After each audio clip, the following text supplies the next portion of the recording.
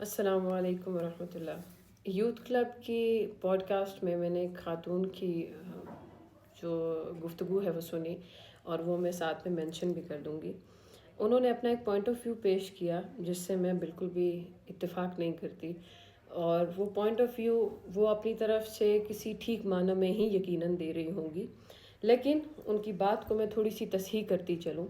انہوں نے یہ گفتگو کی کہ عورت ویژن نہیں دے سکتی۔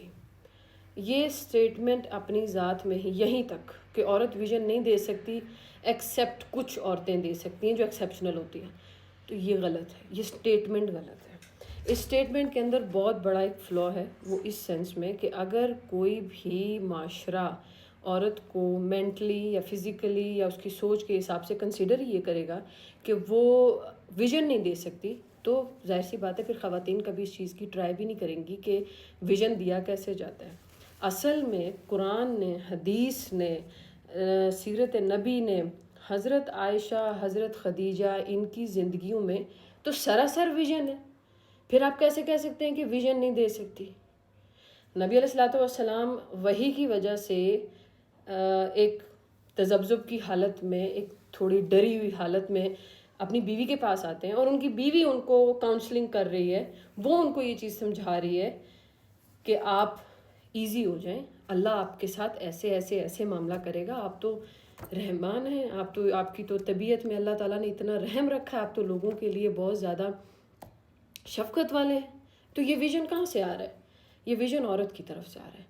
مسئلہ یہ ہے ابھی کے معاشرے کا اور ابھی کے سوسائٹی کا، ہم عورت کو ویژن نہیں دینا چاہتے، ہم عورت کے ویژن سے گھٹن محسوس کرتے ہیں، مرد حضرات عورت کے ویژن سے کمزور محسوس کرتے ہیں، حسد محسوس کرتے ہیں، وہ یہ کوشش کرتے ہیں کہ ہم مردوں کا آپس میں مقابلہ، یہ حقیر ذات کون ہے جو بیچ میں اپنا ویژن دے رہی ہے۔